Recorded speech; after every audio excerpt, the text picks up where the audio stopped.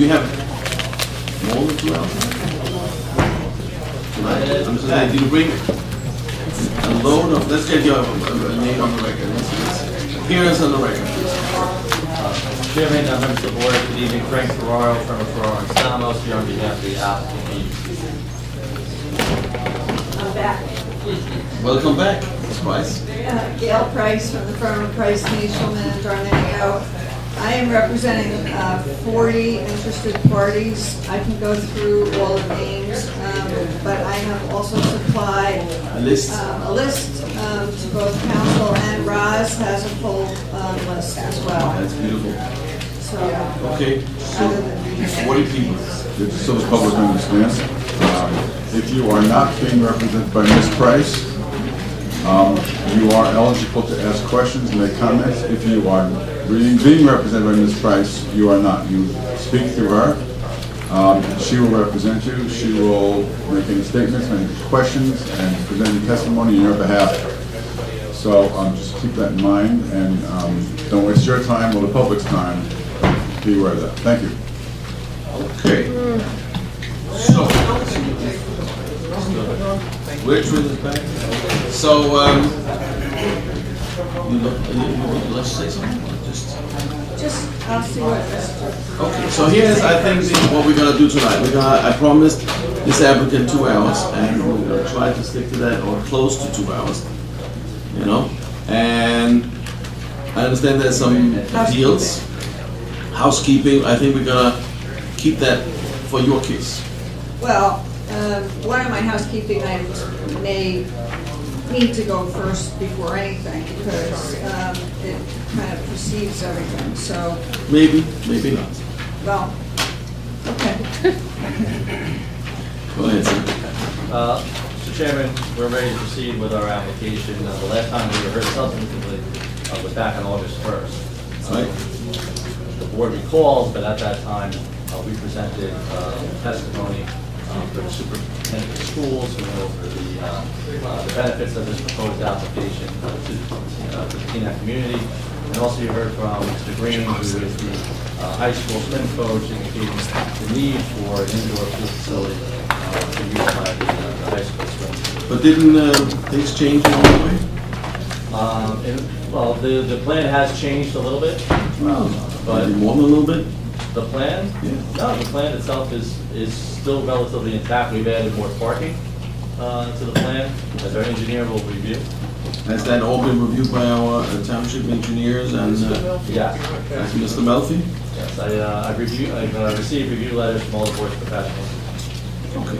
So unless there's any initial questions from the board, we're going to call our first witness. Hold on, Mr. President. Before we do that, I think just as a matter of housekeeping, we should mark the board professional reports. So I believe we're up to B9. Can you speak up? Sure, I'm sorry. I believe we're up to B9 for the board's professional reports. You want to come around and sit over here so you can see what we say? Is that, Oh, no, it's okay. I just know I can hear him, but I didn't hear from anyone else. Okay, thank you. So I have the Phil Price review letter, revised through December 4th, B9. You both have that? Yeah. Mr. Price, do you I have just that? want to check on the date. December, revised to December 4th. Yes. Yes. And then the Schwanwee Halls engineering letter dated December 5, 2019 is going to be B10. I don't have that.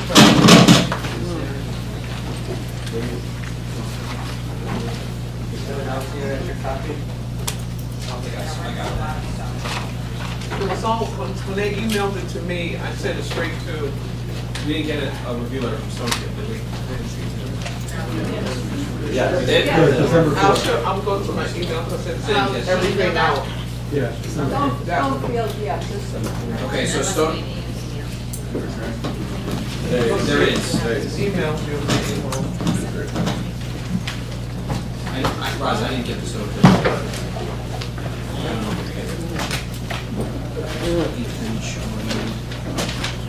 Dan, can you just go through the numbers? Sure. B9 is Phillips Price. planning review letter. B10 is Schwanweed Hall's engineering review letter. B11 is Stonefield traffic review letter.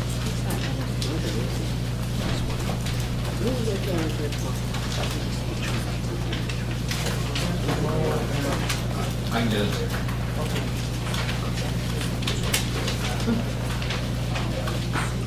What's the date though? Revised to December 1st? Thank you.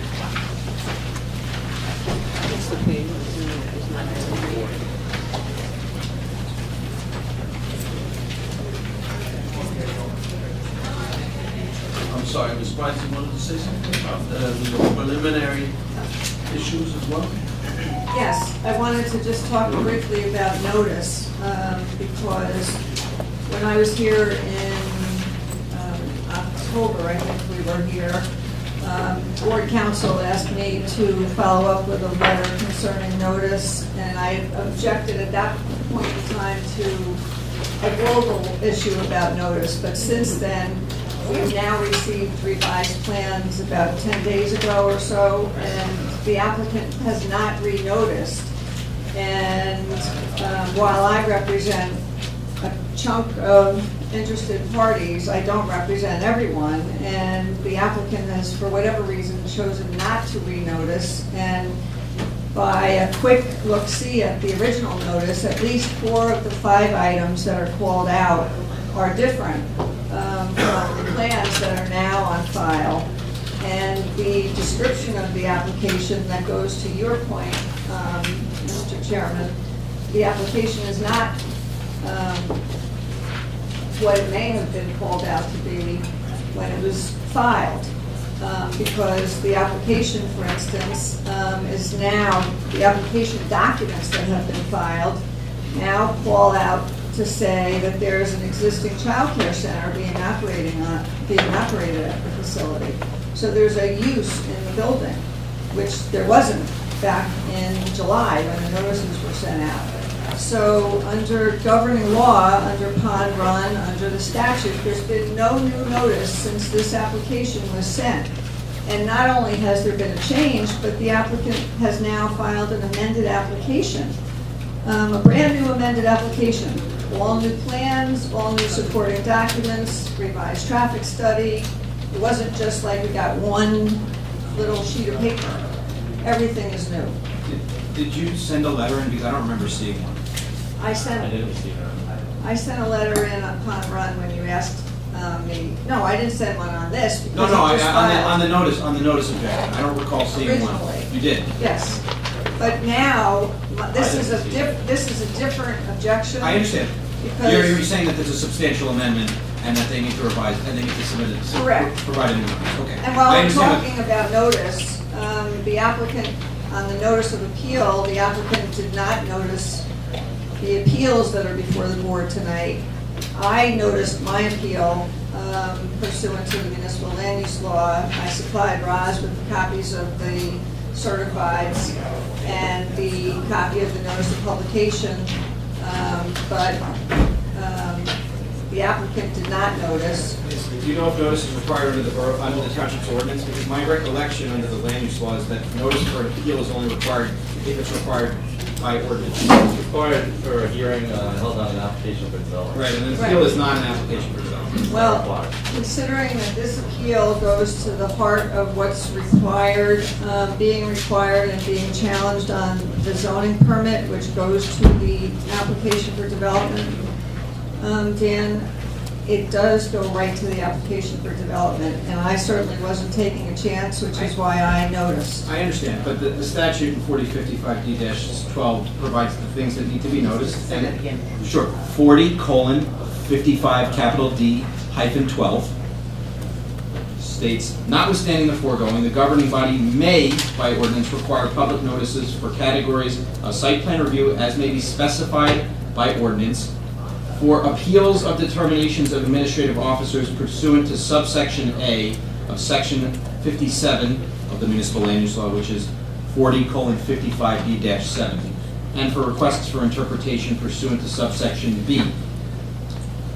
I'm not aware that the township ordinances require notice for an appeal. understand your argument. The board doesn't have the authority to compel notice where it's not required by ordinance or statute. There's actually a section in the code, and I'm not sure if Mr. Melfi has come across it at all, but there's a section in the section that talks about applications for development that talks about notice. Right. I'll pull it out while we're going through other stuff. But if I may, Go ahead. Mr. Chairman, my understanding is that the appeals are listed on the agenda after the application, and it's the board's intention to hear the substantive nature of our application first before addressing those. Well, Well- certainly, So, any objection that could be made regarding notice, obviously could have been made before tonight. and afterwards also. Correct. And obviously, I know Ms. Price wants to put all her objections on the record. This could have been done beforehand, so as not to eat up all tonight's time, which is currently happening. So I would ask the board to table these arguments to the end, note Ms. Price's objection, and allow the applicant to move on with the substantive nature of the Well, application. I certainly think we should move on the substantive nature of the application, at least for some part, at least for the 2 hours or close to that. But you have to say it. Just so I can be very clear, we have tried to work with this applicant, and our clients have been called NIMBYs. Listen. No, listen, let me just No. have the floor for 1 second. Yes. So it's important that we, in the appropriate forum, get our objections out timely and on the record, which is here tonight.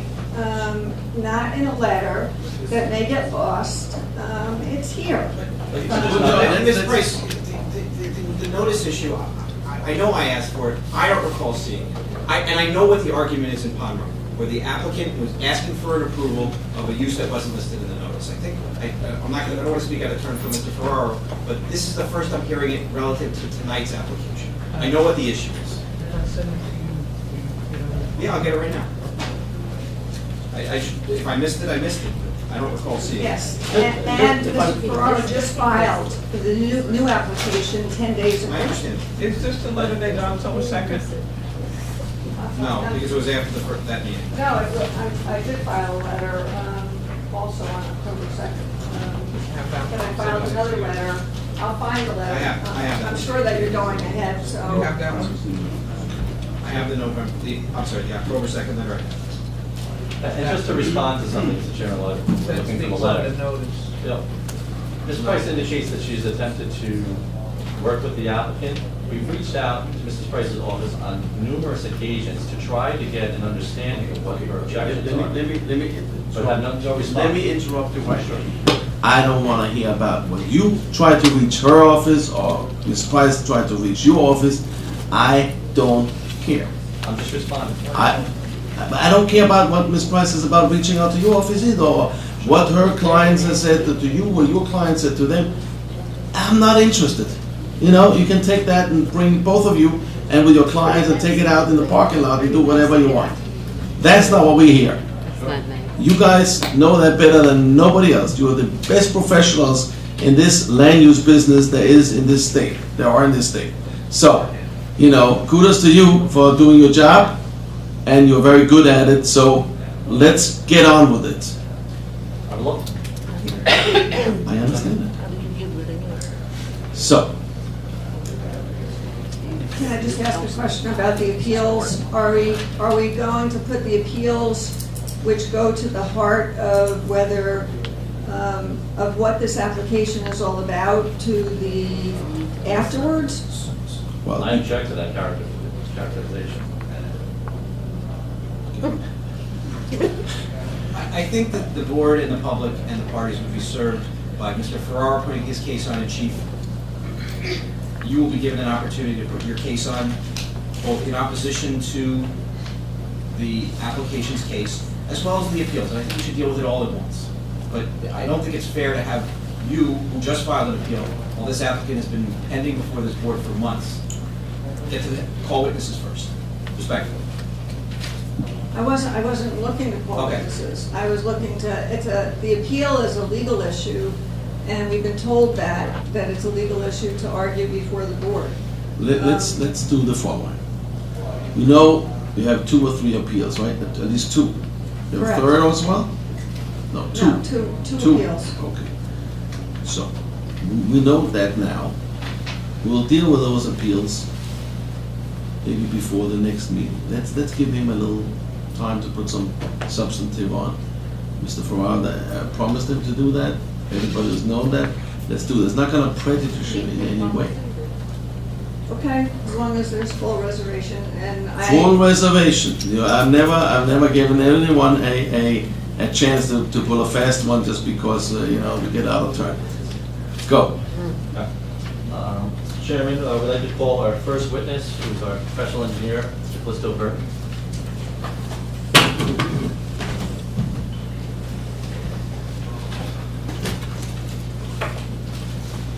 Just one thing, Mr. Farrar, it does concern me that if there are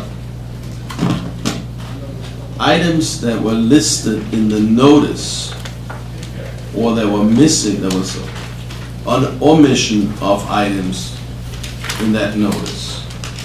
That concerns me, if there is such a thing.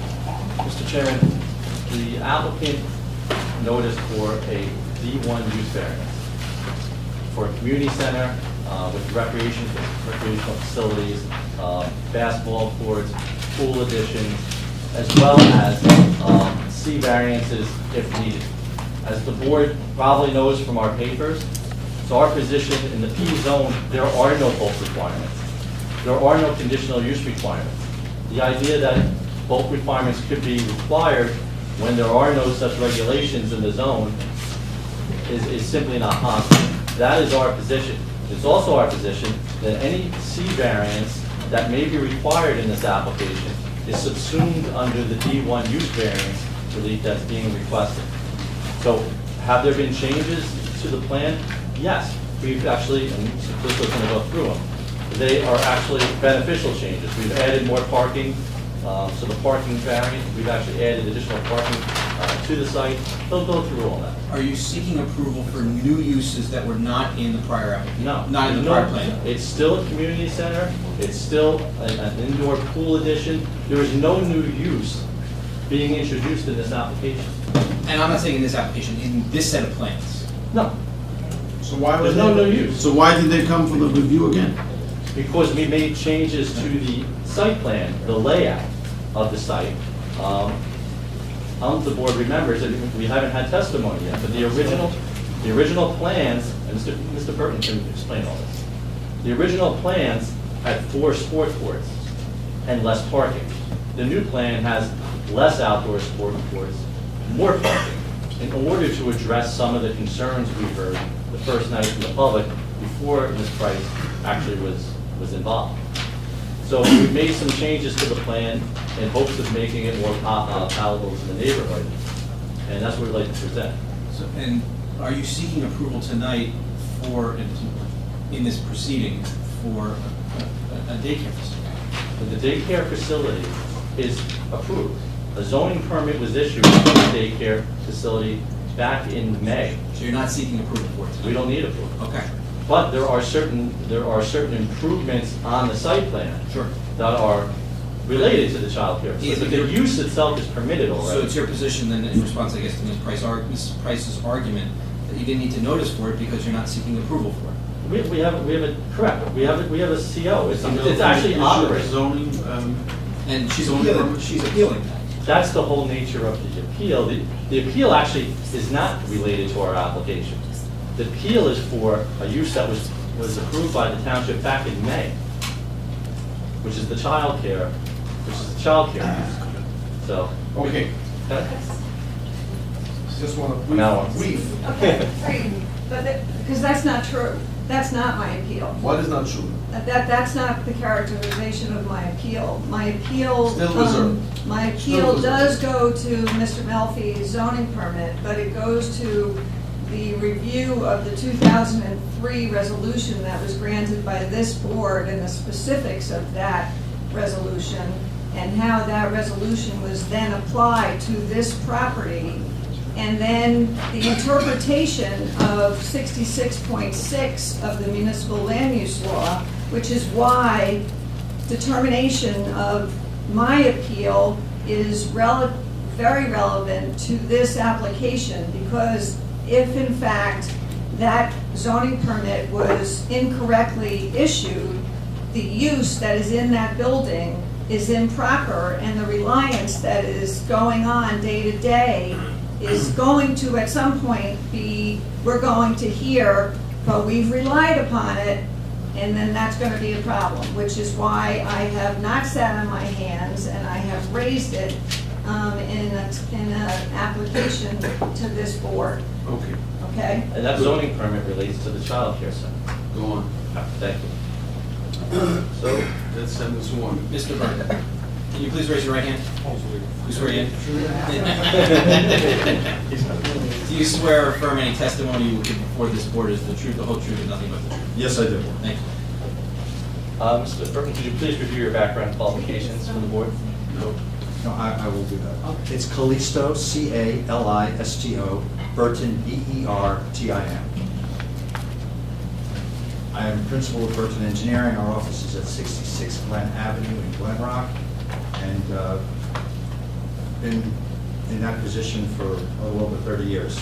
So I have a license in civil engineering, or in engineering from New Jersey, New York, and several other states, and I've been practicing as a civil engineer, doing site plan and traffic testimony for over 30 years. And you've obviously testified before land use boards in the state of New This Jersey. is one of my earliest boards that I was at. Okay, and accepted as an expert in the field of engineering, correct? Yes. Mr. Chairman, any questions of Mr. Burton's background or? Well, this one thing, your license is current, correct? Yes, it is. Mr. Price, do you have any questions for this engineer? You're only testifying in the field of engineering for this application? Correct. No question. Any questions from members of the public? Yeah. No questions from members of the public of this witness, as to his qualifications? Go ahead. Come on up. Price is one of your clients. Is he a client? Is he a client, Mr. I Price? am a committee member. I would like to say something on this particular. No, you can ask him Member of questions. the time, Sorry. please sit down and Is it- there is a I lot. don't know. And you have asked questions of the engineer's qualifications. No, I don't have. Okay. Mr. Burton, for the record, the new site plan that was submitted, last revised 11/8/19, That's correct. and that was prepared by you under your supervision, is that correct? Yes, Okay, and then you also have a color rendering, which is not in the board's packet, is that correct? that's correct. Would you like me to mark this as, we're only on A2, but this is in the board's packet, this is the new site plan. Probably mark it. Yeah. I'm going to mark it A2 collectively, which consists of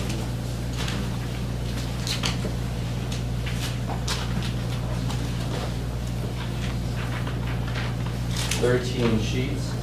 That's C1.1 through C4.1. And you want to mark the color? You'll mark that. Is that one of the sheets on the plan? Or is it a color, it's not a colorized version of one of the sheets? Mr. Burton says it doesn't have it. You have about how many renditions of?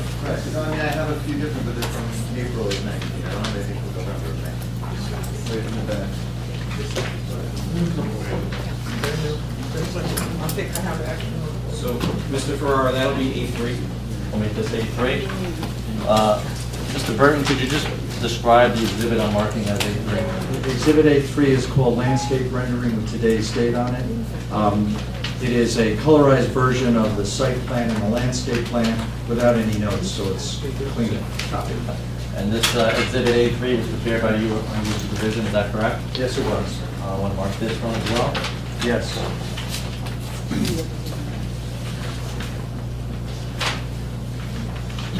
Marking as A4. Exhibit A4 is sheet C2.7 in the set, but it's been marked. We put some red markings on there to make it easier to read. I'll get you that later. And A4 was obviously prepared by you as well. Yes. It was see which? 2.7. 2.7. And it's got some markings on it, so it's a bit different than what's been provided to the board.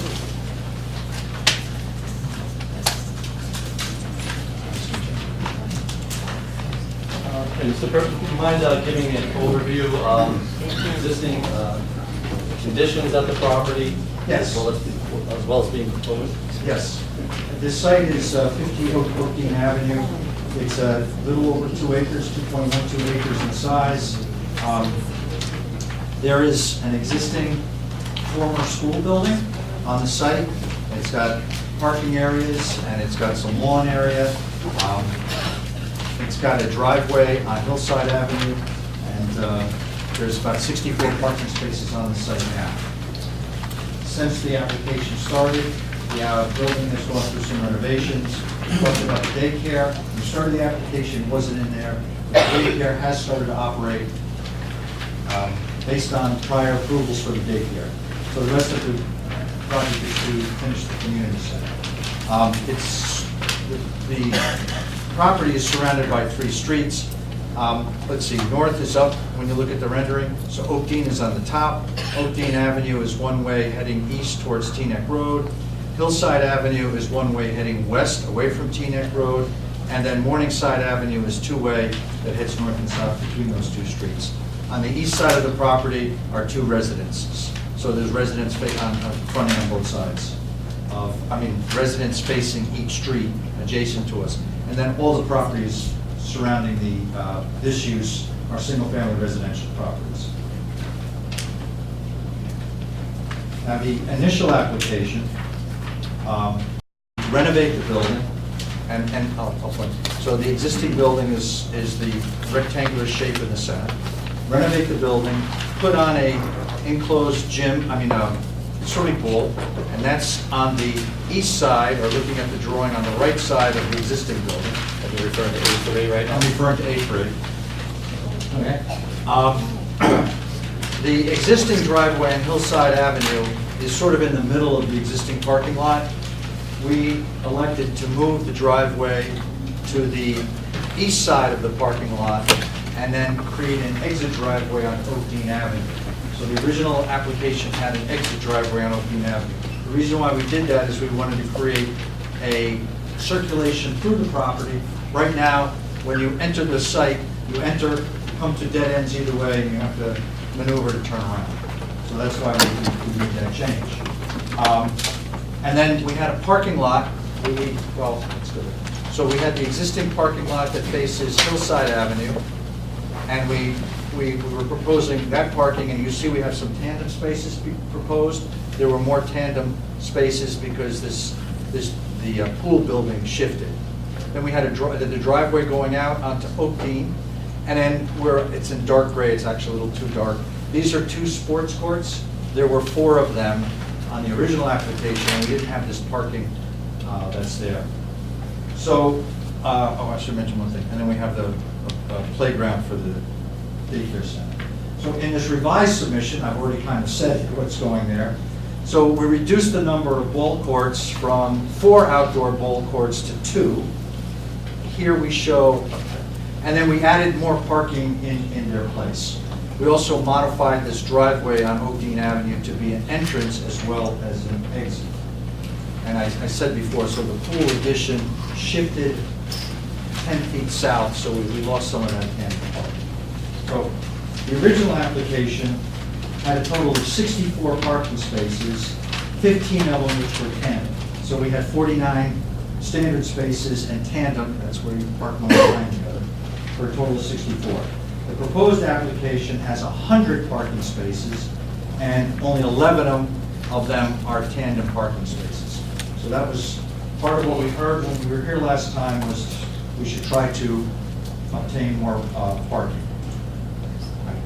So now, the pool building and its location, I'll go into that. The applicants wanted to put an addition onto the building. They actually looked at putting a floor on top of the building.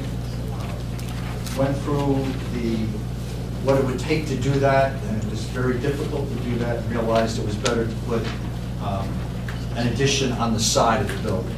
So which side of the building in the back made no sense because that cut into the parking lot. On the east side, I mean, the west side made no sense for the same reason, it cut into the parking lot. So we had this area on the east side and put the pool building there. Now, we worked with a pool consultant, and you know, we looked up the requirements for a regulation pool. That was called, this is called a short Olympic pool for high school type sports events. So between the consultant, the pool consultant, and those requirements came the size of this building. So it's not that we just picked the size. The building changed as we went through the design process. Actually, that was in the original application. It hasn't changed since then, but that's why the pool building is where it is and the size it is. So our side yard setback on the east side is 12.88 feet. The front yard setback from Oakdene is 49.4 feet.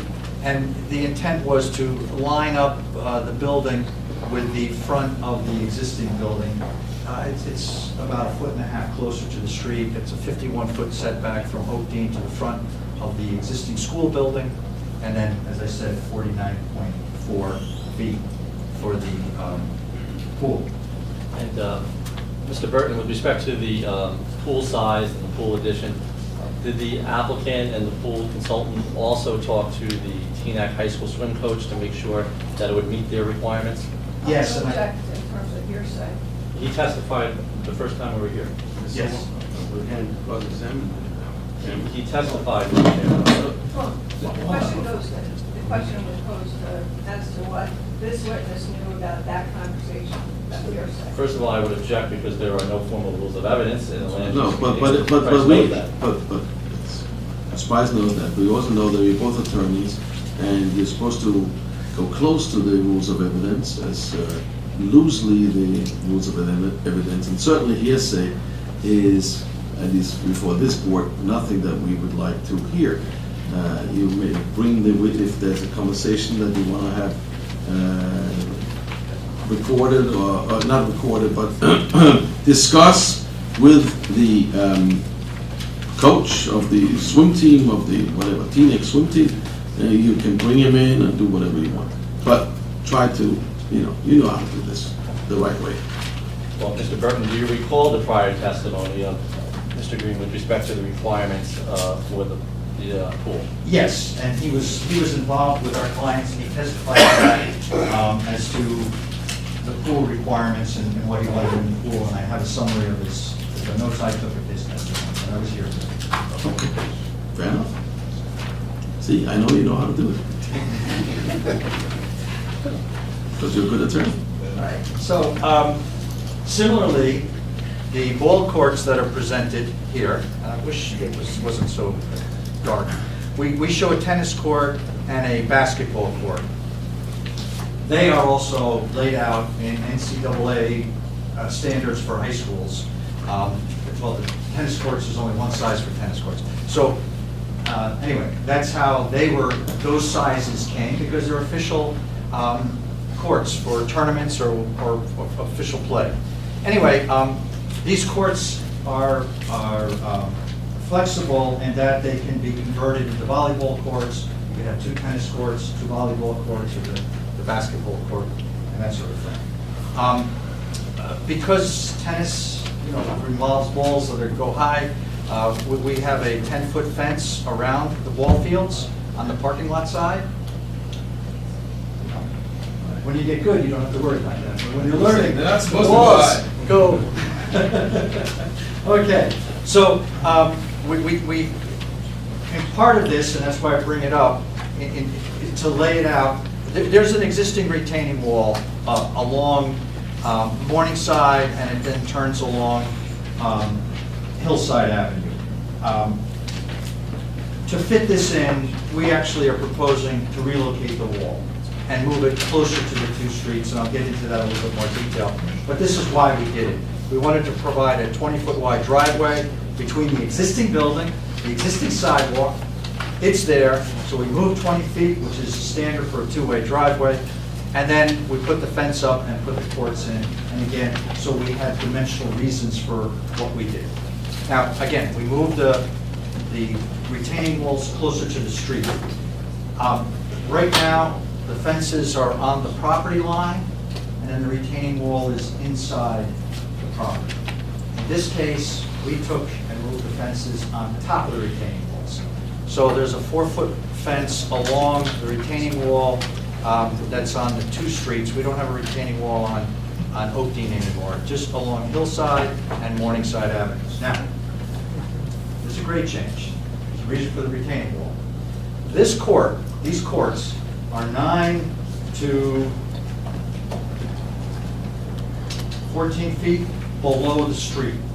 So in the corner of Hillside and Morningside Avenue, that basketball court is 14 feet below the street grade at the intersection. Then as you move down Hillside, it's 9 feet below. As you move down or up Morningside, it's 10 feet below. So this court is set low. There's an existing retaining wall there, but these courts have to be level. There's a grade across the site, so we have a level. We do have, there's 4 light poles. These poles are 20 feet high from the ground. They said the street's 14 feet higher, so only 6 feet higher than the road, the street. Again, for when nighttime use of the ball fields. And it was testified to earlier that we were going to turn off all lights on the site at 9 o'clock. So that was already testified to a couple months ago. In the summertime, you can still play. Oh yeah, you can still play. That's a different issue. I was talking about lights. Parking lot lights too? Yes, I'll get into the parking lot lights, but yes, they'll turn off. I'll jump ahead, but we propose to have 1 night light in the parking lot. That would be in the middle of the site. That would be on at a reduced power. And then we have 2 other lights that are on motion sensors. So if someone were to drive into the site, those lights would go on. But then again, also, they're reduced to 50% power. That's just for security. The building lights, some of the building lights around the building will stay on, the wall lights, the doors. But otherwise, the basketball court, actually, the court lights will only come on when they're needed. They're not going to be on all the time. Like the parking lot lights will come on, they'll be on timers. Oh, also in the ball court, besides pedestrian access into the court, we have a double gate right in line with the aisle for the parking lot. That will, so this way we can use the court for snow stockpiling.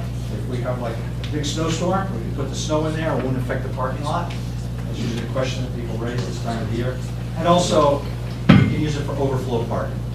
So we can easily get 20, 22 parking spaces in there without stacking them in there. So we have a means to do overflow parking. I have a question. You've got sport courts that meet high school requirements to have some kind of tournament activity there. You have a pool that's planning to be used by the Teaneck High School for their practices. If they have sanctioned games there, how do we park cars? Sanctioned basketball games Or sanctioned swim meets, team sports? Is this solely going to be used only for practice by other people than the students at that institution? Or are they going to be having some kind of like high school competition? The coach testified that they were going to be doing their practices here, and I forgot, four meets a year or something like that. Testimony was 7 meets. 7 meets a year. I understand. Parking's a different problem. So would you be willing to stipulate that there would be, we would know exactly when these were going to be, so that, we're not going to have a problem when there's no parking? And what my second part of the question is, I'm not positive, but I think if you store snow, there's an EPA requirement. I don't think for stockpiles. For the next meeting, I'll bring that in. But a friend of mine is the director of security at college, and he had to stop putting snow on ball fields because the EPA required a permit.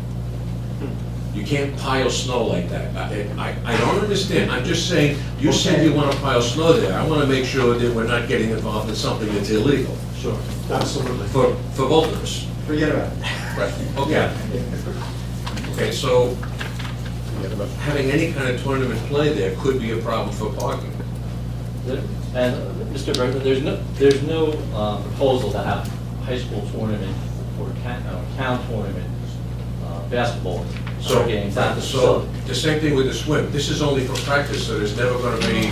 There are going to be meets. The swim team, Okay, so there's gonna be meets. And they know that the summer before the season, because they have to program all that, so everyone's going to know when those meets are. Does the neighborhood know that? Because if parking's tight now and you have a meet there, we're gonna lose more The parking. testimony was it was going to be 7 meets a year with approximately 100 swimmers.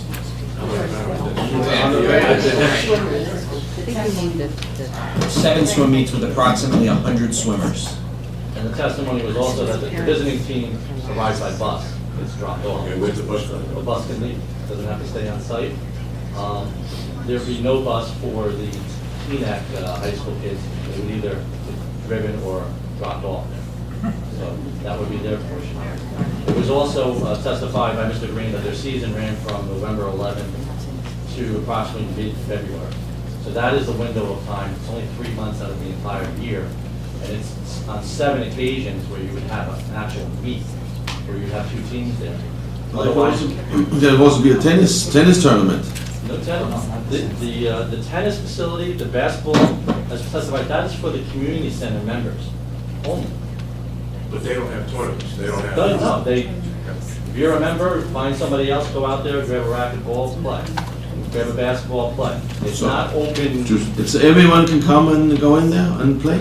You have to be a member of If they're the, one of the 300. It's available to the community center members, which we testified to last time, it's gonna be 300, the number, Families. 300 memberships. Just so That was the proposed membership for the children. Just so we get our terms straight, my knowledge, a meet is 2 teams coming together for competition. A tournament could be 10 teams coming for a day-long or weekend-long competition that could go for hours and hours. So you're representing that a tournament will not take place, That's correct. only meets. The testimony was from the swim coach that those type of tournaments you're talking about, they take place at larger facilities. That This is going to be a junior pool. It would, to answer your question, it's not going to I happen. thought it was a regulation pool, so let's get, It's, It's still a it's a regulation pool, but you're not accommodating, there are high schools, for example, in Fair Lawn that will have a wrestling tournament with 10 or 15 teams that'll last an entire day. That is not what you're representing will happen here. that will not happen. That is not what will be conditioned. Well, are you willing to, is your client willing to accept that we stipulate that a tournament does not take place there? Yeah, sure, absolutely. Okay. I mean, honestly, it was a long time ago, it was back in August, but the swim coach testified to the fact that these are meets, one Teaneck versus Well, it's one one other thing, squad. it's one thing for the swim coach to testify. I'm saying, will your client, as the host facility, stipulate that a tournament will not take place? Because a tournament can involve, again, a few days, hundreds of cars, perhaps, yeah, we can't enforce it, but will your client stipulate that that will not happen? Yes, we will definitely stipulate. Sorry, just to clarify, you probably want to stipulate that it won't be a high school tournament. I mean, the 300 members may want to have an internal tournament, and I don't think Right. you need to prevent that. No, I'm not concerned about that. Again, I'm concerned about a classic high school tournament where 10 or 15 county teams come together for a day or two for, for extended.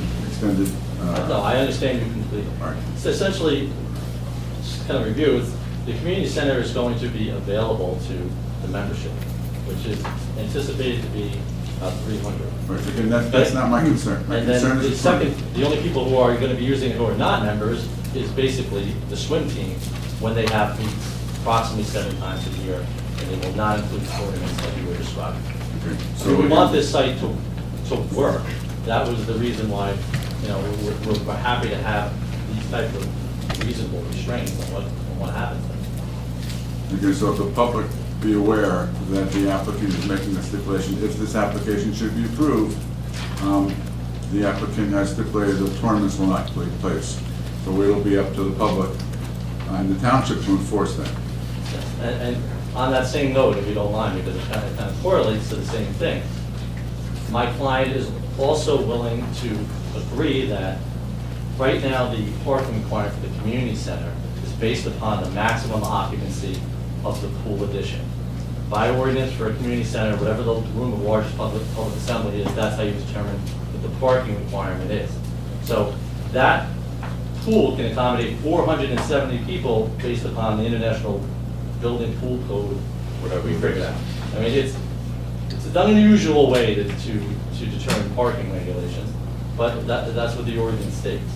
So conceivably, you can have 470 people in that pool area, which generates 108 parking space requirement.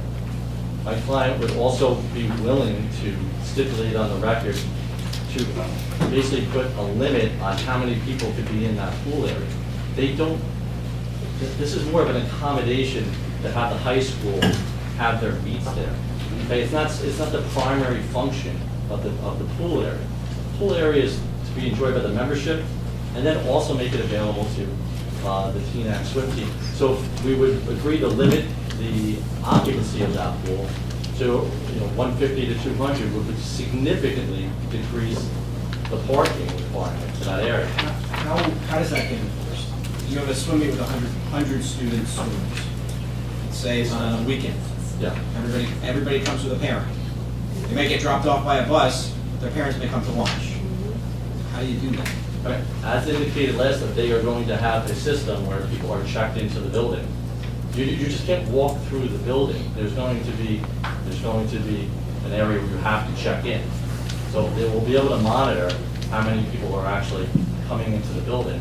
Watch, to me. Sure. The point is, we don't want more people there. 470 You have a swim meet. I'm gonna say you can come in and this one cannot come in. You're the father, you can come in, but the mother can't. Otherwise, vice versa. You're too tall, you're too short. The swim meets are during the day. Yes. The coach testified here, 3:30 to 5:30, Monday through Friday. They're not Saturday meets. They meet during, like regular, most school sporting events at schools, gymnastics and wrestling, all happen right after school. That's what he testified. On weekends too? No weekends. It's Monday through Friday. Yeah, tournament might happen, a big event, yes, but he's testified Monday through Friday, 3:30 to 5:30. So the point is, the applicant is willing to limit the occupancy of that pool area because we have no willingness or goals for 470 people in that pool. Right now, our parking requirement for the community center is based upon how many people you can put shoulder to shoulder in the junior Olympic pool. We have no interest in Let's try. Is that condition related only to the meets, or is it related to the membership also? We will agree to an occupancy limit for that pool area, which is roughly half what the pool would allow. And that goes for membership, because we don't want 300, we're not going to have 300 members, every member swimming in the pool at the same time. It's not going to happen. Mr. Melfi, who governs that? Is that the fire department, is that the Board of Health? Well, the certificate of occupancy, there'll be a notice on the building. The parking was done in a way because we don't exactly know what to call the building and what it is. It was done in a worst-case scenario to a point that when the board decides or when everybody agrees upon what the actual use of the building is, then we can work a backwards parking calculation. Not necessarily 200, 550, I don't really know what the number is. Once the board decides how the building is actually getting used, when I did my denial letter, I did a worst-case scenario. All the numbers for the parking are in that denial letter. So once the board decides what it is, the board doesn't have to come back to Mr. Melfi and say, okay, go back to your office, come back to us next month and figure out what the parking is. We could just look at the denial letter and pick and choose what the use is and come up with parking. And just so the board understands, the reason why Mr. Ferraro filed an appeal was because it's the worst case scenario, and they're not necessarily agreeing that that's the actual requirement. Right. Yeah, right now, I believe the total number in the last letter of denial requires 239 spaces for this property. This is a community center that is smaller by approximately 12% than the Rhoda community center, yet it has a parking requirement that is 66% greater than what is currently over there at the road assembly. So we're burdened with this huge number, which gives everybody in the public this idea that we're severely underparked, when in fact it's just a calculation, it's so worst case scenario, that it looks like we have a major parking issue here when we actually don't. Obviously, we'll have testimony to that. So you said between 150 and 200, what is it? 150, which would equate to approximately 37 parking spaces based upon, the rule of largest assembly. A lot different than the 108 parking spaces required to stuff 470 people in there, which we have no intention of doing.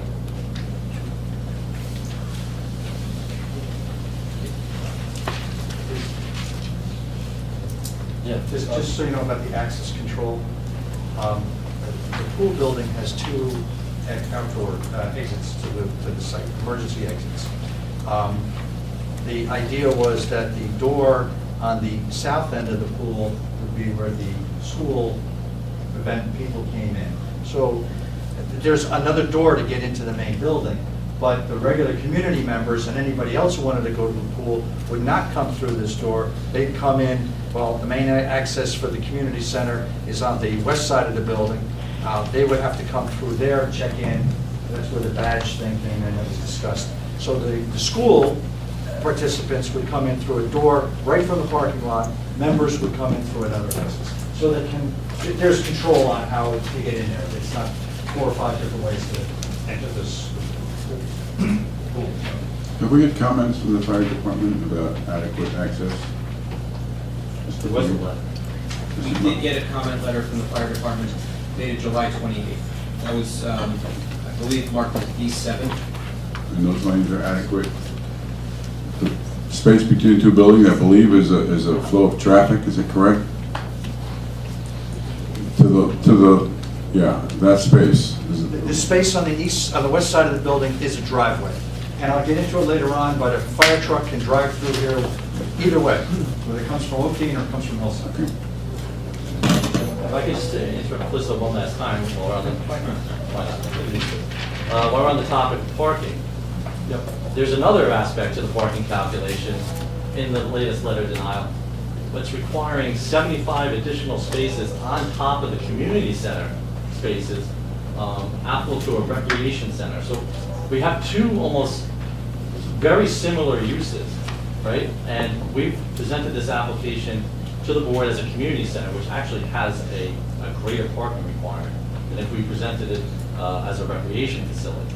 So our argument to the board, and we think it's pretty evident, it has to be one or the other, right? We can't have it be declared a community center and a recreation center. How many spaces is required for a community center? Community center is, you take the room of largest public assembly, figure out what the max Give me a occupancy- number. 470. 470 spaces. People, 108. 108 is the parking for. 118. 118, that would be the parking for the pool building, that's the largest place in the city. Right. You're saying 118 as a community center. Based upon the maximum occupancy of the pool. All right, and as a recreation center? As a recreation center, it goes by how many members you have. Okay, let me ask It'll be this. 75 based upon 300 members. Okay, but if you have people in the pool, and at the same time people at the community center for other purposes, Correct. what's the maximum occupancy you have there? Well, the maximum occupancy of which one, Mr. Chairman? Both. The people in the pool, right, plus people at the community center. Well, the pool is part One of second. Yeah. The calculation is done based upon. I'm not asking about my calculation is done. I'm asking a direct question. How many people are in the facility when you have the maximum occupancy of the pool area plus the rest of the building? If every person was in there, in the building, at the same time, rough it out for you. Thank you.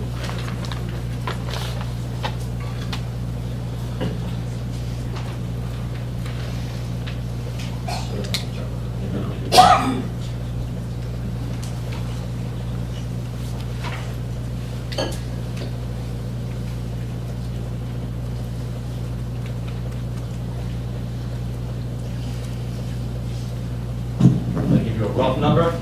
Yep, Okay. he's laughing. Probably be about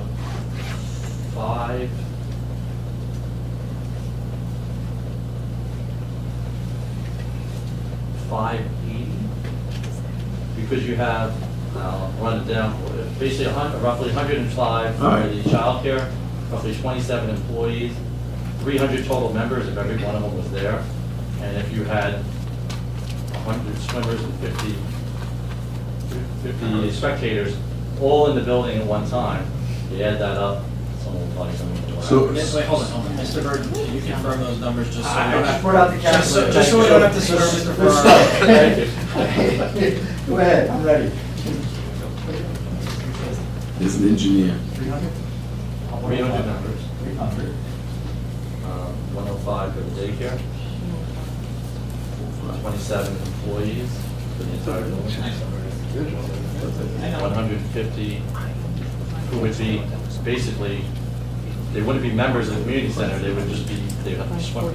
585. So are you arguing that it should be one classification or the other, but not both? Correct. So is Exactly. there a rule, Mr. Melfi, with a governing classification, or is it valid that you can have a double classification? Well, you know, once again, it's a community center, so you have multiple uses with multiple people in different areas of the building. That's kind of the problem. That's why we did the parking in a worst case. And what was the parking worst case? The parking worst case was 237. And that 237 spaces would accommodate the 585 people? Well, it would accommodate the daycare, the sanctuary room, the recreation room, and the pool. So is it, Mr. Chairman, you understand the number I gave you first No. was based upon a limit of 150 people in the pool. I Now that understand. 150 becomes The max. 470. Right. No, I understand that. so portions of the building are classified one thing, portions of the building classified something else? Correct. But there's not Well, concurrence? once again, that's one of the reasons that they're here, because we've never done one of these. And there's multiple aspects of multiple uses in the building. So I think, not the attorney, I think what's gonna happen is they're gonna put on their testimony about how they're using the building. Then there's gonna be an agreement of who's using what, how many people in what section of the building doing what, and then we can work a backwards parking calculation. I don't know that you need 237. You need 237 if you take all the uses and combine them all together. I don't know if that's necessarily true. I have to do a worst-case scenario. My job is to protect the town, not to, make it good for them. They have to testify and give us what the uses are, how they're using it. And I'm sure between the different uses and the hours of operation, that people are going to be allowed in the building at all times. Is it 300 members? Is 300 members 300 families, or is it 300 people? Do you put 200 people in the pool? Do you put 100? You could probably easily fit a couple hundred people in the building for just a classroom. So what ultimately will govern our decision? What the applicant stated to use at particular times? I think Is whatever. there a time, so I think you're arguing that there could be a time considering when it's both the recreation center and a community center. Correct. But that's to be Well, something. right, and it's the obligation the applicant has to put his testimony on, and then everybody kind of has to agree of how we're using the building.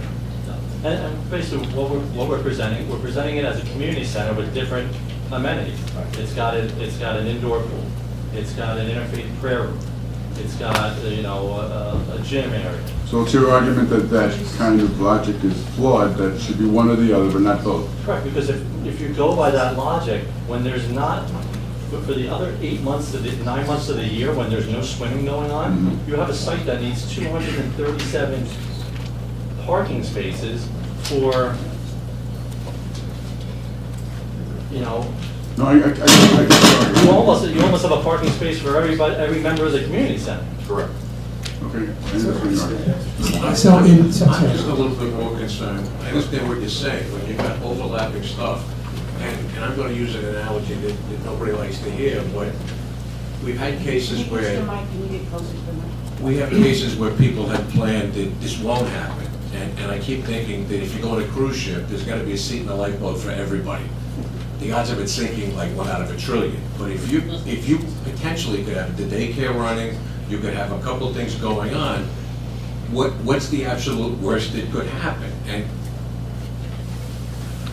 part of planning is what's the absolute worst case scenario, and then we can work from that. Well, sure.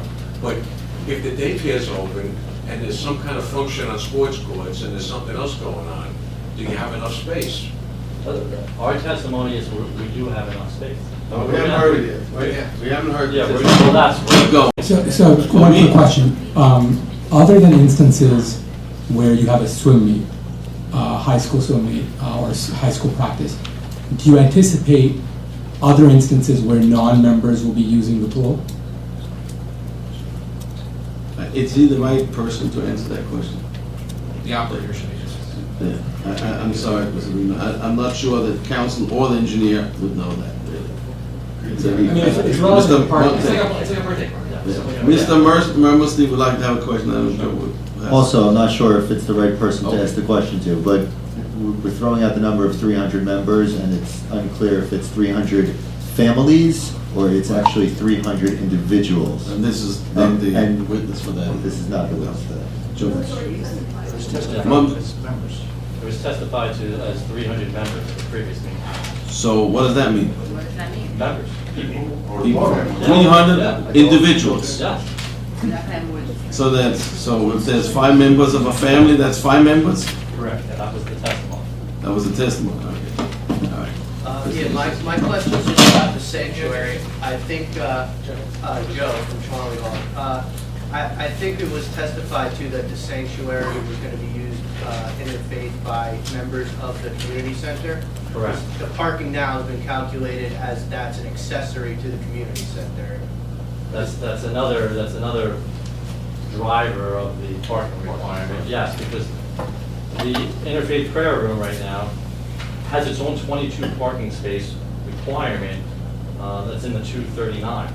That interfaith prayer room is only available to the community center members. So we're just doubling up on the parking requirement. The interfaith prayer room is going to be basically available to the community members only. It's not going to be a separate driver of traffic to the site. But you could. One second. Right, yeah, there's no services there. That was the testimony previously, yes, no Right. services, There's no not- separate. there's not a regular- Whoa. One at a time, please. So you, again, just to be clear, I don't want to double up on testimony, you're testifying that, or you're Make some representation. You're representing We that. haven't heard testimony about yet. Right. I mean, this is You're a legal representing thing. at this But point. we did have testimony on this. I know no one remembers it because it Well, was in August. Well, that's why I'm asking you to But that was the restate it. testimony. But the assertion is that you're not having a regular, weekly, established service the way any house of worship would have on a Sunday or a Saturday or any other day of the week. You would have. Correct. Mr. Salem testified to that at the first meeting in August. Okay. I think our council had some issue, or, I think well, let's hear the testimony, and we'll see what requirements really there are, or something comparable. The board is getting our position of just how, cumbersome and. It's a difficult application, I will give you that. It's difficult to determine how many parking spaces you need when you don't really know how the facility is going to be used, or that is concurrent uses that requires the triple of that what you have. Right, 11, by the way, you have 11 parking spaces which are tandem. That is in a community center setting. It's not like when you live in an apartment, you're there overnight, and the key to the first car is in the drawer on the right side, and the key to the other car is on the left side. That's going to be a nightmare. I don't think that should be counted for more than one spot, one parking space, because that doesn't work. It's only for employees. Employees, I don't know what it is, but who knows? But still, it's very, very cumbersome to have that in a condition. And then everybody has to leave the building because I need to go out first, and nobody's attending for the kids. Practically, I don't think that works. But I think your difficulty in this case is to establish a clear, concise, reasonable explanation of how this building is going to be used, at least I haven't heard it yet. And the concurrent use, what its requirements for the parking would be. One of the, something I would suggest, I don't know if the applicant intends to take it, or if they're going to present it anyway, or if they were intending to, some kind of study that says, this is a similar facility, this is how it operates, this is how many spaces it has, this is why we think it is a good model, and here's how we can scale it to our site. We have our traffic consultant who did a study based upon the Rhoda Center, which, as I mentioned before, has 110 spaces, 237. So then, is Mr. Burton then is he not the correct witness to talk about parking supply, parking demand? Correct. I'm going to tell you where it is, how to use it.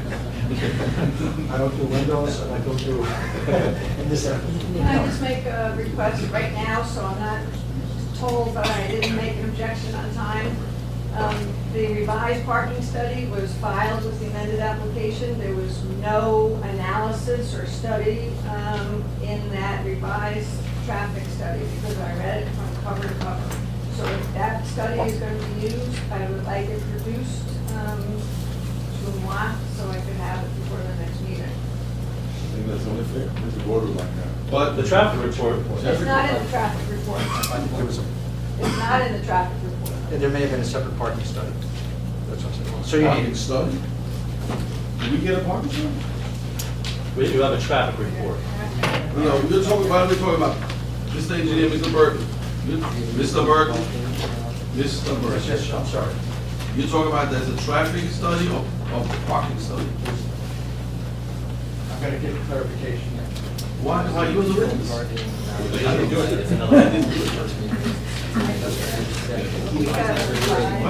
He said he's an engineer or civil No, engineer. I'm getting clarification from the traffic engineer. Section 5.3 in the traffic report discusses parking. But you didn't prepare that for me? No. Oh, okay. That's the next. And the board has it. The board has it. Okay, I just understand Mr. Burton testified, but I heard, I'm here right. Okay. Thank you. So everybody should have it.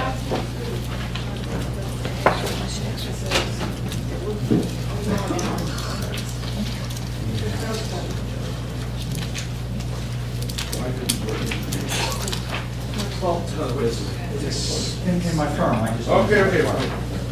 Oh, Eric, So do we have a parking study or not? We don't. Would you be willing to provide us with one? Yes, yes, you're going to get it. You'll make that available to us before the meeting as well as Ms. Price? The answer is yes. Thank you. Let the record show Mr. Burton has stated there will be a parking study available to all parties concerned. Thank you. Time is of the essence.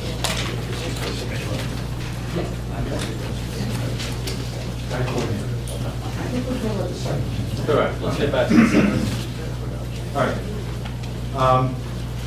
So we talked about the ball fields. We talked about, okay, there's also an area for playground at the daycare center. That's in the light blue dots on the upper right corner.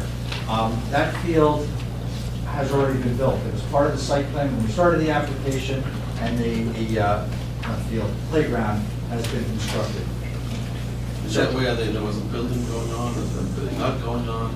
Yes. Yeah. Work has been happening there, and I'll get into the one without permit? Yes, about the retaining wall there, and I'll talk about that. Okay. Okay. So I talked a little bit about the fences. Yeah, how did that happen? I wasn't there. They, That's a good answer. there was a summons issued, so. I know. Okay. So in addition to the fences that I talked about, there's going to be a 4-foot fence on the retaining wall that's along Morningside and Hillside. Then there's a fence around the playground. So right now we show a 4-foot fence on the building side of the playground and along Oakdene, and then the plan shows a 6-foot fence along the east property line. And part of the reason for a 6-foot fence is the buffer requirements. It's going to be 6 feet high fence or landscaping. So we were showing a 6-foot solid fence on that part of the property. Sir, in the back, if you want to come forward, you know. I'm okay right now, thank you. Okay, please, otherwise, if anyone wants to see the plans, there's more seats on the on the left side, so, we want to make sure everybody can see. Is the 4-foot fence along the frontage going to be solid also? Yes, around the playground, the plans say it's solid fence, unless someone tells me to do something different, yes. That requires a variance on the side, right? No, because it's surrounding a playground. I think That's the an height, exemption. the height Height of the wall and the variance. fence, yes, we'll get to that. Right. What's the material for the record? It's the vinyl type, solid. Vinyl PVC. PVC, right, wood-like fence. On the front. Color? Sounds good. We'll find out.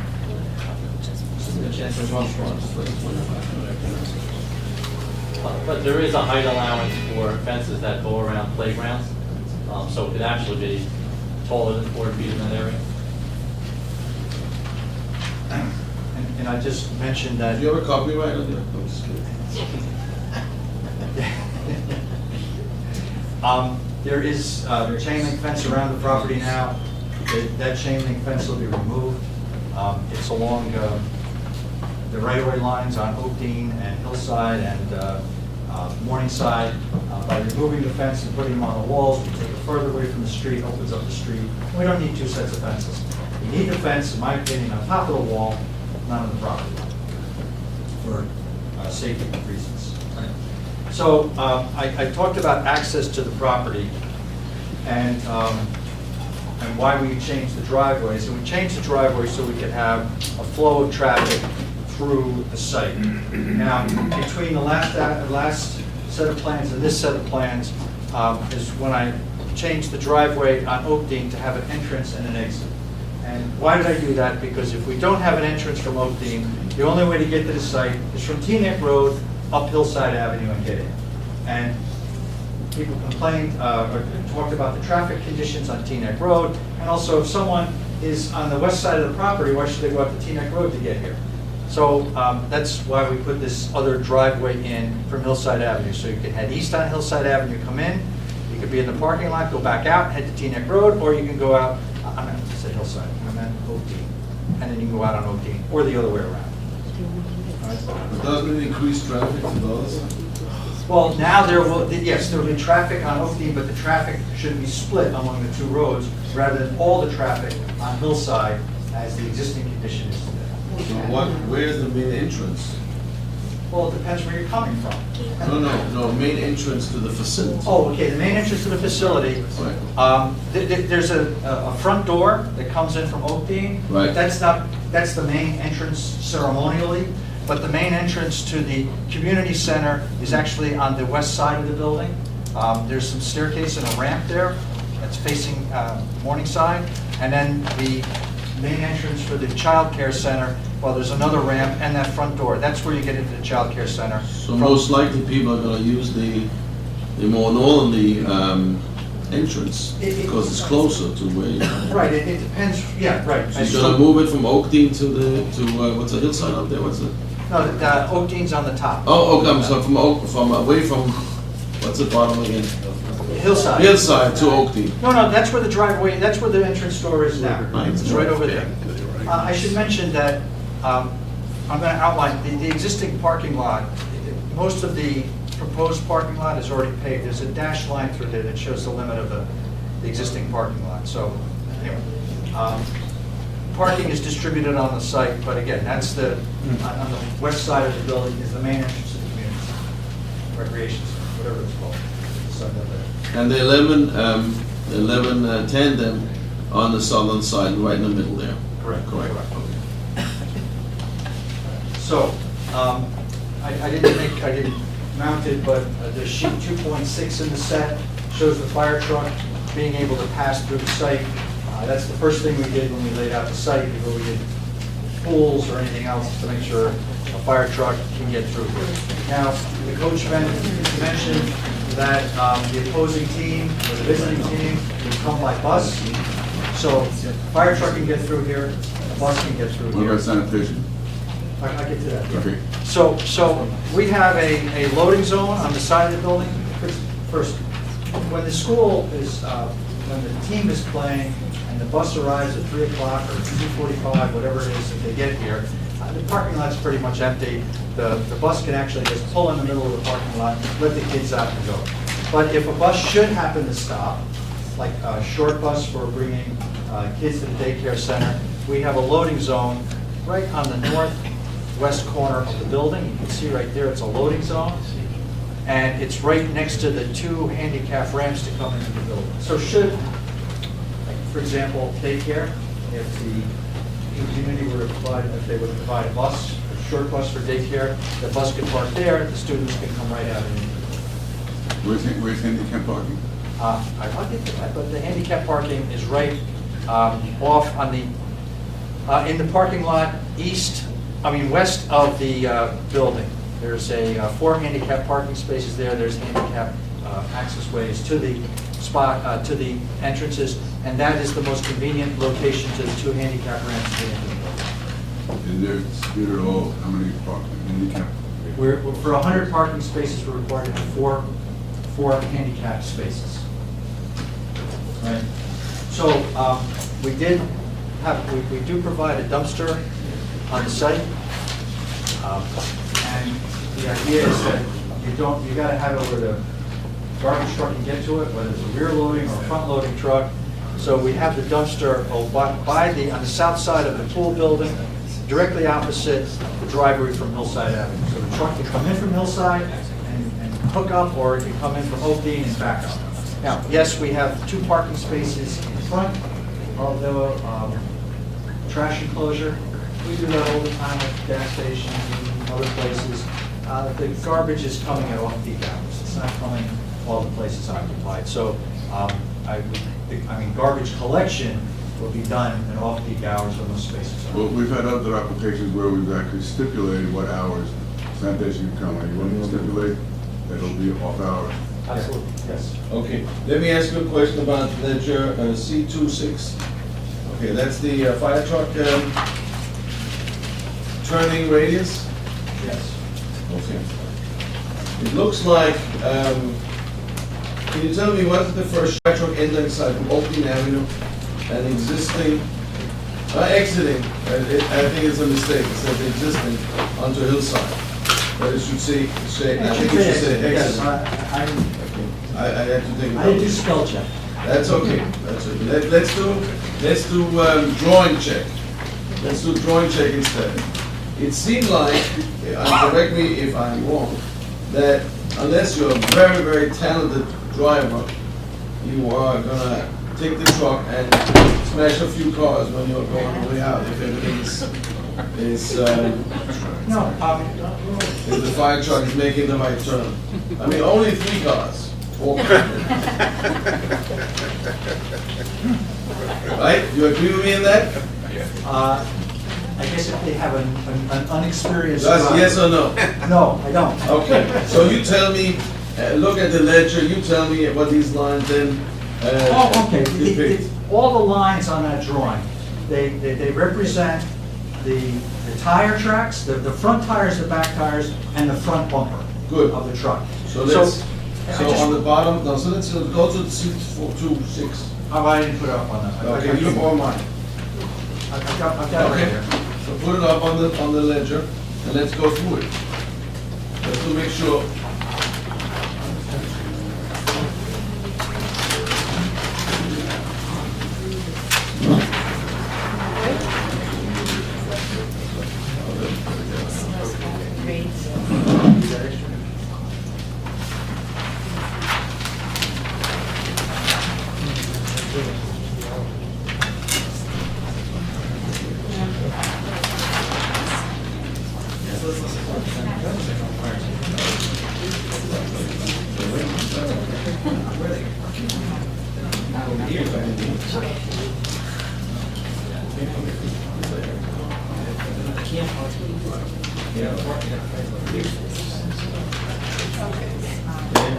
Mr. Melfi, do we have any comments from the fire department?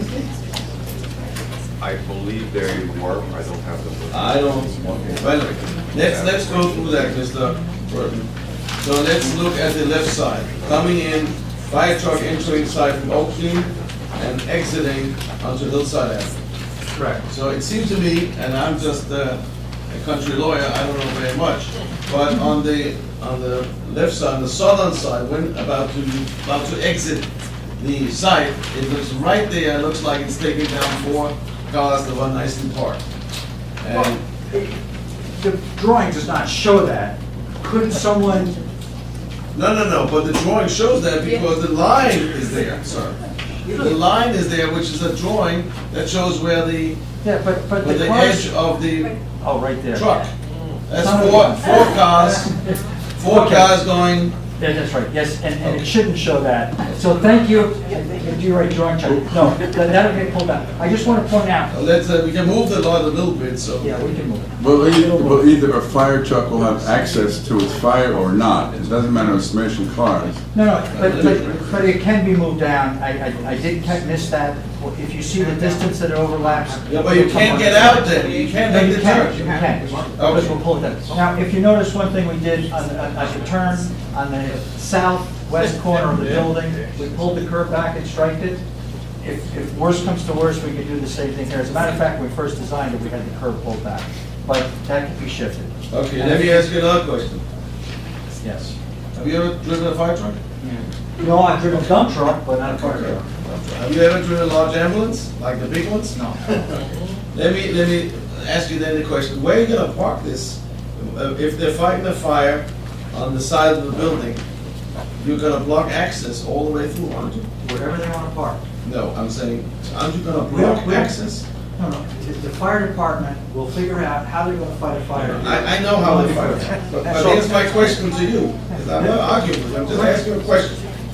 If the fire is on the western side of the property, of the building, and they need to get the equipment close to the building, they're blocking the entire, there's no flow of traffic. I can't bring my ambulance to help the firefighters either to the left or to the right of the fire apparatus, correct? Well, Mr. Chairman, that I'm asking the witness. So that's why they have. I'm asking Yes, you a question. Absolutely. If there's a Okay. fire truck parked there, they. I cannot get through my ambulance. Why would you park $1 million fire truck next to a burning building, Mr. Chairman? They wouldn't fight it right next to it. How do you know? This, Class 1 firefighter, so his trucks can't go through it. No, I'm saying where you're fighting. Okay, let's agree on something else. I'm just told by council that these documents are not being reviewed by the fire department, so we'll submit these and get a copy. But anyway, just so everybody understands, when the fire department reviewed the prior plans, they didn't have that egress, so they had the one drawing, which is on the right side of sheet 2.6, but not the one on the left. So let's reserve speculation. there's no speculation. They have made a drawing already. But what the fire department said about the original drawing was that it was tight margins. So I'd like to see the fire department. Look at it again. Of what they propose Yes, now. they need to review it. I'm sending him an email now. Good. And obviously, we're going to conform to what the fire department requirements are. Which could include taking away some space. That's what they said in their initial memo. Yeah.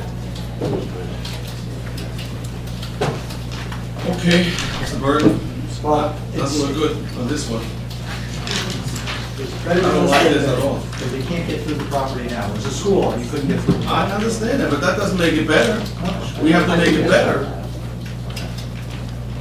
I mean, and you have kids, and you have 2 ambulances sometimes.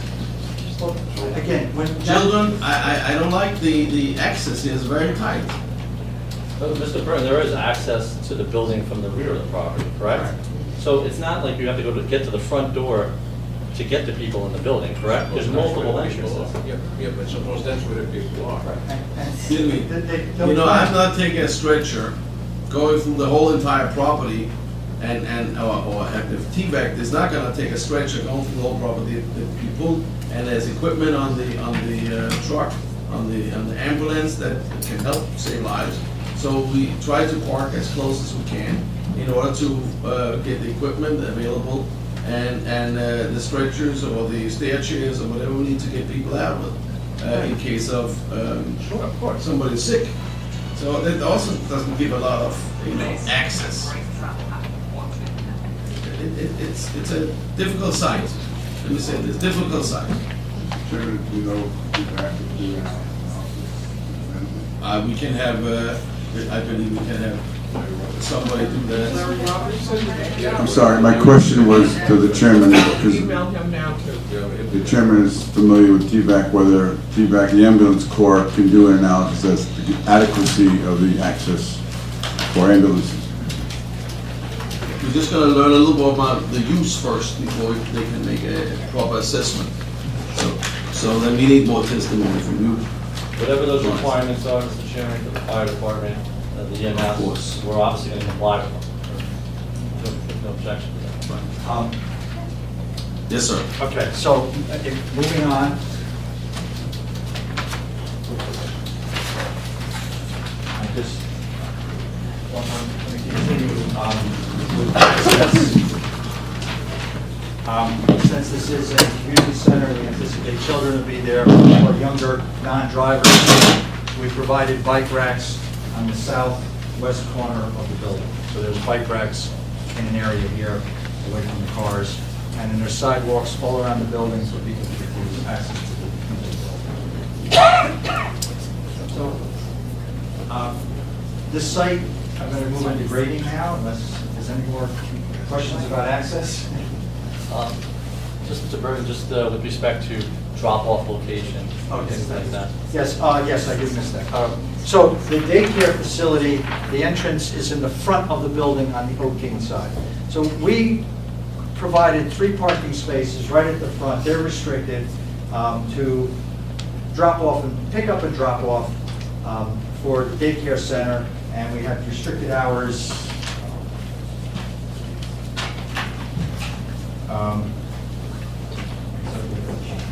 6 to 8 a.m. and 4 to 6 p.m. Those 3 spaces right there will be for the parents, guardians to bring the kids in, and this way they're closest to the building. It doesn't have to be that way because we did that before we did the other parking lot next to it, but anyway, we thought that was a convenience for the parents to come because the parents bring the kids into the school. So it's labeled drop-off only, no parking? Yes. Correct? Yes, for those hours. 5 minutes. No, I'm just saying typically you have drop off, it'll say 5 minutes standing or whatever, but that should not be counted then for total parking. Well, it can be used for regular parking any other time of the day. Do you have a study of how long a drop-off takes in this facility? No, in this facility, no. We so- have it for other facilities, but I didn't bring. Well, I think you should make a study then for this The facility. testimony was estimated it was 30 seconds, which... That's not a drop off, that's a dump off.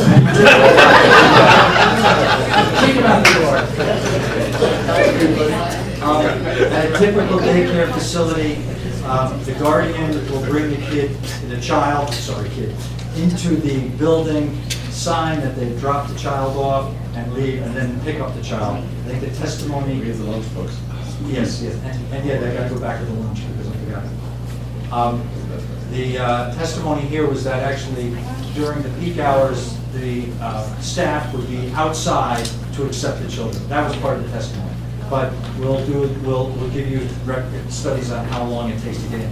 But remember, they're coming when the rest of the building is really unoccupied. There's nobody using the pool. They're coming there at 7 in the morning to drop the children off. Yeah, but not pickup. Well, the pickup will happen during all those hours. Right. And that's why there's a number of parking spaces calculated for the daycare center. So we have those, those are not the only parking spaces for the parents to use. They could use any of the other parking. Here's the burden, a lot of moving parts. Yep. It's an active site. Yeah, a lot of moving parts. What about the buses? Wasn't the buses, wasn't there testimony that there's going to be buses coming here to drop students off? Yes, and that's why we in this revision, we created the loading zone right next to the 2 handicap ramps. Then you're not gonna be able to get out. You show me a model of a bus It's and not then... in the aisle. Look at the plan. It's not in the aisle. Yes, I am looking at the plans. It's right there along the side of the driveway, so it does not interfere. That's if you only have one little bus. That's all we're proposing. Yeah, but sometimes there's more than one bus. We're stipulating that there's not going to be. How are you gonna know what kids are gonna come, or people are gonna come with one Mr. bus? Chairman, what comes Wait, to the wait, site? Mr. Ferrera? I You love can't control- my friend over here doing a great job, But she can't, Take you all in one person at a one time. person at a time. Mr. Farrar, let's be realistic. You cannot say, oh, only people who live on this southwest of whatever can come with a bus. Or the other one have the other people who come from the other side has to they must take a bicycle. I mean, But who's operating the buses?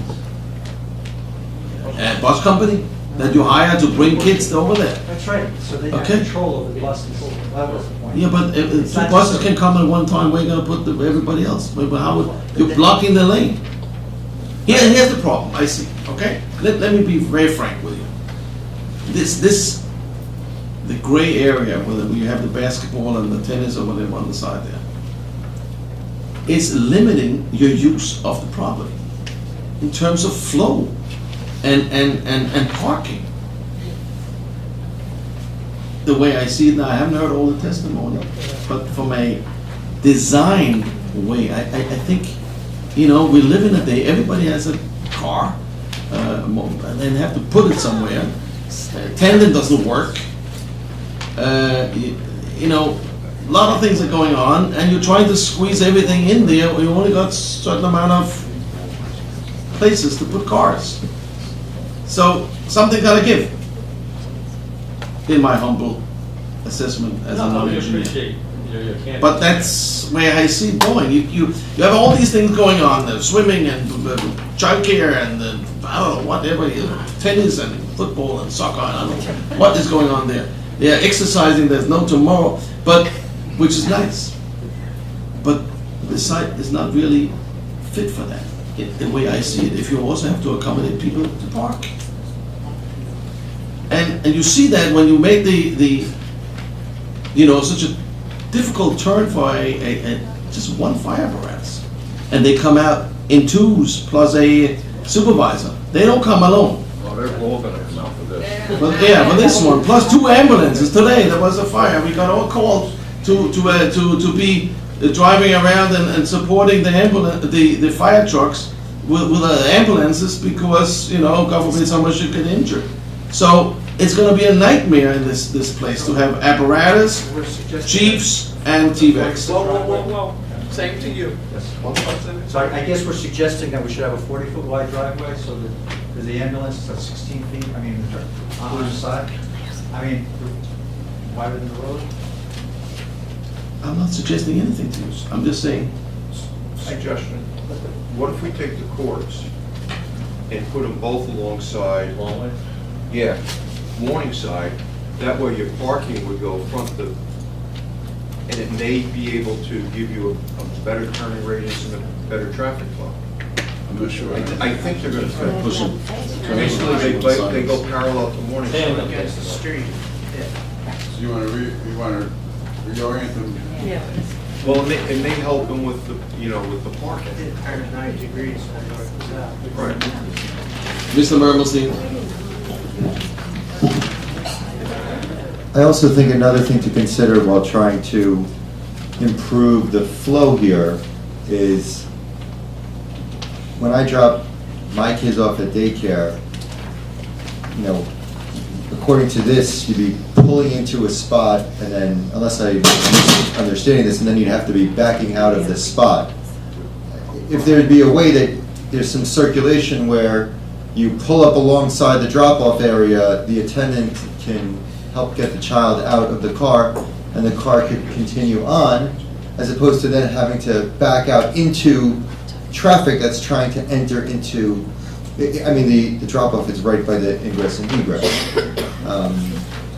Same thing with, if you're trying to get to those spots, are you going to try to restrict them from entering from the Hillside Avenue side? So again, you potentially would have cars entering from the Hillside Avenue while there are cars entering from the Oakdene side, all fighting for the 3 spots. Well, they'd also have the opportunity to use the 40 other some-odd spots, correct? But the attendant isn't going to be in the rest of the parking lot to... The parents would then bring the child, or the guardian would bring the child. That's how most child care centers are. They park, they bring them in, they get them back. I mean, I know sites like yours, school has that often, you have a drop off. Yes. Right. And Mr. Burton, that area of parking closest to Oakdene on the northwest area, that's really where people could park if they were going to spend more time getting their kid into school, spend time in school. Yes. There's 40 some odd spots there. That's a lot. Mike, I'm not sure just one other question that I see the carved out hatched area for the loading for the bus, I think you said. Now, to me also, it looks like they're sort of need to make some kind of maneuver to be tucked away in that area to not obstruct the road, and I'm not sure if they were to enter from the Oakdene side, they would be sort of heading in front of it as opposed to being able to back into the spot. It just seems very close to the ingress and egress where I would think it would interfere with people trying to get in or trying to get out of the parking lot. There are times during the course of the application where the applicant gets a sense of what the board is saying. And we're not voting by any means, and we're not expressing our collective opinions, but I think, so in my opinion, is that this doesn't work. So we're not prepared to vote, we're not voting, but I think that the concern so far is that this is a shoehorn. You have to get a fire engine, you have to get a large apparatus through a very difficult space. So I would urge you, if you want me to look more favorably on this application, is to find a better way to do this. And I don't know how else I can say that. But that's certainly, I think, the concern of my colleagues here is that this is not working. And like I said, we would welcome review letters from the fire department, EMS, to make Absolutely. sure, that it works perfectly. Right. Of course. But the applicant is entitled to proceed on this application. No question. Of course. No question. And No, I understand that. I understand. But I mean, there are times when Well, there are times during a long application like this where the applicant gets the sense of the board, particularly questions or any concerns, where it would behoove you to if you want to make this application stand on its merits, we'll proceed accordingly. But I think what you're hearing is this concern. So come to a better conclusion, a better design. Well, we will do that, and we were here before, and we heard comments, and we made a change to the plans, and that's the typical. Well, we appreciate that. We understand where your concerns Good. are. We looked at it from one point of view, you're looking at it from a different point of view, and the plan will live up. Well, I think safety is number one. Okay. Mr. Chairman, the original application, it was basically the same existing parking that's always been at the site historically, 64 spaces. Here we're adding 100. We heard that a lot of people had concerns about the parking in the neighborhood, so we're attempting to address those concerns. It may not be perfect. Don't worry about that. Nobody's gonna, but applications with applications, you have a limitation. Go on. Go, because there's only 16 minutes and 30 seconds left on this tonight's 2-hour meeting. You're probably not interested in the engineering about drainage and stuff like that. Why not? Well, You're gonna put it on, but they're gonna make change. Is that what you're saying? so we put in a detention system to reduce the rate of runoff, but regardless, we'll get to that later on. We did prepare, because the daycare center is operating, and we need to construct the handicap ramp for the daycare center, we proposed a phasing of the project so that certain aspects could get approved sooner than the other aspects. No. It's I like don't think construction so. phasing. Construction phase. You can do how you construction you wanna do, you can do it to there's your. an application and the board is going to review it. Sure. Right. There's a phasing plan in the board's Are package. you asking for a phased approval? Maybe at some point we will. No, not happening here. What was that? Sorry. We don't do that in this town. It's, because the totality of the plan has to be understood, and that's what we vote on. We have never done that. I don't think we're gonna do that. Well, you would have the totality, it would just be the phasing of construction. Well, once We'll you explain approve, that one. once you approve with the whole plan, you can do Yeah, construct as to your heart's content. That's not our. Yeah, I think it's so that they could get CO'd, so sometimes they Yeah. build phase one Wait, with wait, CO. But they need an application and an approval for that. Right. What he's saying. Right, but he's saying phased construction, which is different than a phased approval. Well, You can construct whatever you ultimately, at want. one point, we may ask the board for a phase Oh, you're approval. not right now. It would be the board's But you're not right now. prerogative. Mr. Ferrara, let me, Right. yeah. No, I mean, Mr. Chairman, you might say no, that's. yeah, no, I understand, but here's my point. Let's get the application done, and hopefully if you can satisfy the board approved, and then, before then, there's no construction. Sure. No, absolutely. Understood.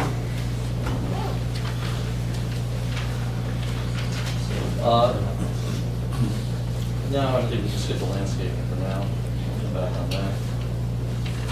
And then, well, let's address some of the called out deviations in the application. Okay. All right, so we're gonna go over a number of we're gonna call it deviations or variances called out in the refusal of zoning permit. Board noted at this point, I think from our papers, that it's our position that there are no bulk requirements, and there are no other dimensional requirements in the P zone. We think the ordinance is clear in that respect. However, Mr. Burton is going to address those deviations noted in Mr. Melfi's letter. Can I ask you a question? Sure. Is it the applicant's position that the board is not supposed to be concerned with bulk requirements such as setbacks, coverage, and the like, or is it supposed to review it in the context of the D1 use variance? And then, hold on, because while there might not be standards for this zone, just like in a case where there's a use variance, where the use is not permitted in the zone where the standards are set up for permitted uses, the board is supposed to consider how the use interacts with the property. Is that your position, or is that there aren't any? Well, the board certainly have to investigate how the use interacts with the property. My point is, there are regulations noted in the refusal of permit that are noted as variances, but they are actually conditional use requirements for certain uses like childcare facility, recreation facility, things of that nature. However, none of those conditional uses are permitted in this particular zone, and there are no conditional uses in this zone. There's also regulations specified and called out as variances in the zoning denial that have to do with bulk requirements for a child care facility. That's, for instance, maximum lot coverage. House of worship is another one. They're called out as variances, however, those are not conditional uses in the zone. So technically, you cannot have variances from provisions that don't exist with respect to this particular zone. That is our position. That's a legal issue, right? You want to speak to that? I do. Because that goes to the very heart of Mr. Ferraro's appeal, because if you buy into his appeal, what he is arguing is that this board has no jurisdiction over any aspect of his application, because the fact that this property is in the P zone means that he can basically come in and put whatever he wants on that property if he doesn't like what you say on this application, because there are no setback, height, parking, or other bulk regulations, because it's the P zone, which only allows public uses. And since there aren't any regulations, he doesn't have to abide by any, which is ridiculous, because if that were true, he could put up a 100-story building or a plethora of uses that I'm sure a bunch of people would find less than desirable in this town. So, wait, just give me my 2 seconds on the floor. So you can't have it that way. So I think where council was going is that when you have a use that's not permitted, you go to where the use is permitted in the code, and you look to where those requirements are, which I believe is where Mr. Melfi went, and he weighed in on his zoning permit denial and said, okay, where these particular uses are allowed, this is what's required, and this is what the applicant should be proving in connection with this application before the zoning board, which is what we argued in opposition to the appeal. Because if the appeal is found to be with merit, this entire application goes away. Well, It's not a variance, that's our point. But what is it? If it's not a variance, then what is it? So I think, and perhaps I stated this in our, it's my recommendation to the board. Mr. Ferraro talked about bulk variances being subsumed if they exist. I assume he's talking about the Palaio case and Price versus Himeji, which I know that you're familiar with. The board is tasked with reviewing the application, which is for this particular use on this particular site. Comments from the board are, it might be too much, and part of the reason it might be too much is because the building is too big, the parking lot is too small, there's too much stuff on it, and while there aren't necessarily, and this is Mr. Ferrar's position I'm parroting, there aren't specific bulk standards that apply to it, the board is supposed to take cognizance of what's going on the site in its evaluation of, is the site particularly suitable for this use, and are there substantial impairments to the zone plan and zoning ordinance in the grant of a use variance. But I think that these things are, we're talking about technicalities, but I think we're all talking the same language. But I understand what you're saying, and I think I agree with you. And I agree with Mr. Ferraro in a way too. But I think that we do need to be aware of what's going on and in what intensity. Does that make sense? Yeah, I agree with you that on a typical D, the Cs are subsumed, but you have to define the Cs first, so you know what you're dealing with, and then with your proofs with the D, you can then say, yes, the applicant has made his or her case on the positive and the negative with the D, and the C variances are properly subsumed. But first you have to decide what you're dealing with, and in this case, you can't just say, you know, I'm closing my eyes and there aren't any variances because we're in the P zone and I don't have to abide by anything, which is my point. And what we're about to do, and that's why I prefaced the testimony that was going to come from Mr. Burton, was here or I call them deviations. I can't call them variances because these provisions don't apply in this zone. They've been noted by Mr. Melfi in his letter, and the board could conceivably consider them. But technically, we don't require variances from them. What do you want to call deviations? I think we should just talk about what Mr. Melfi called it, what we provide, and we'll call them what we call them. We don't need to put Mr. Melfi's call-outs. We don't need to put a name on it.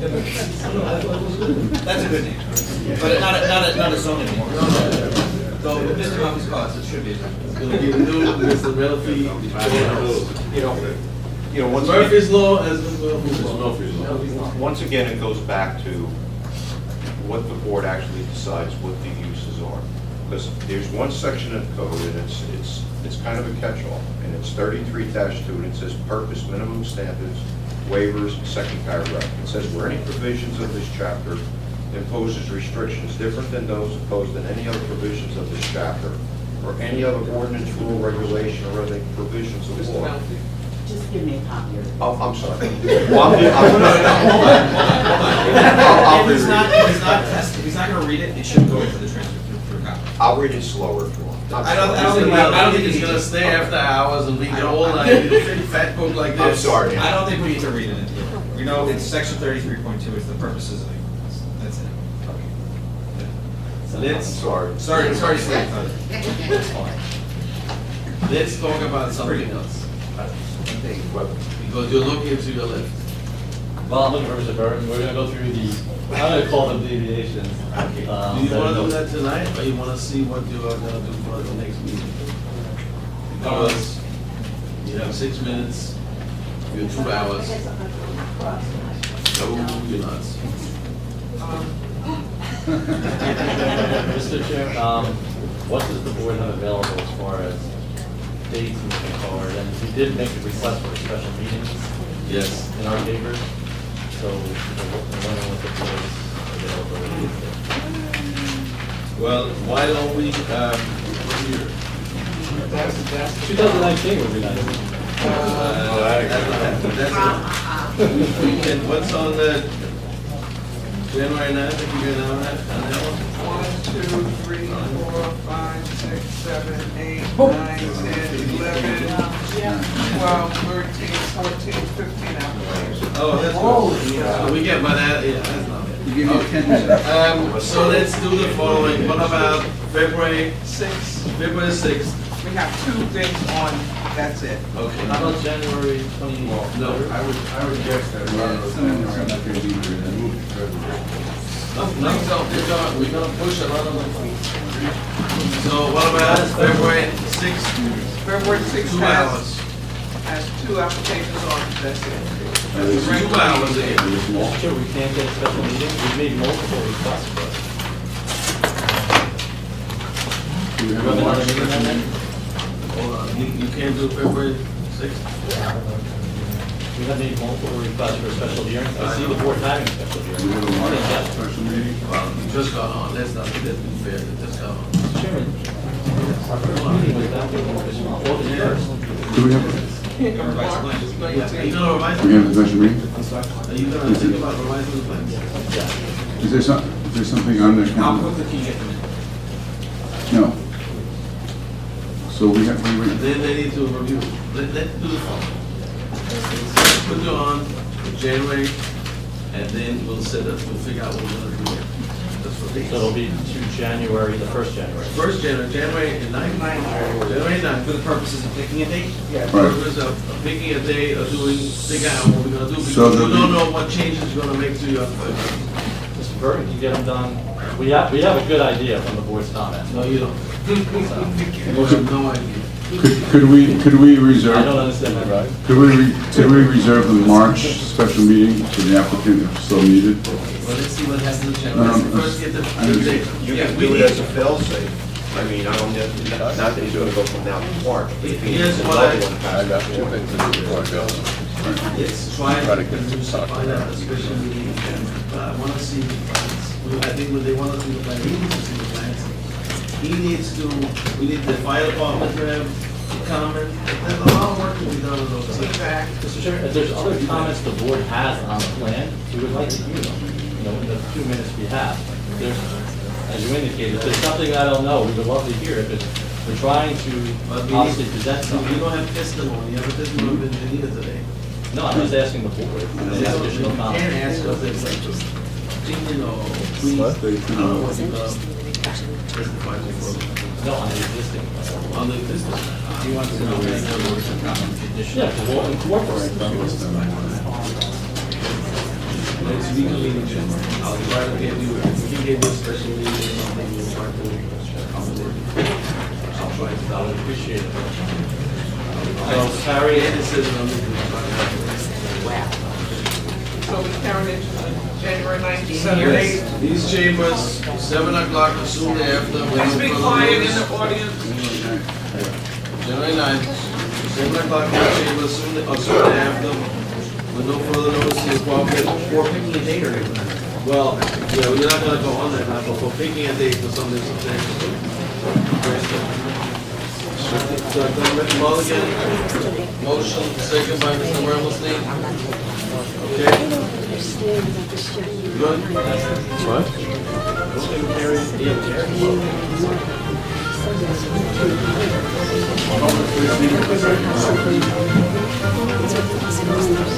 Yeah, this is.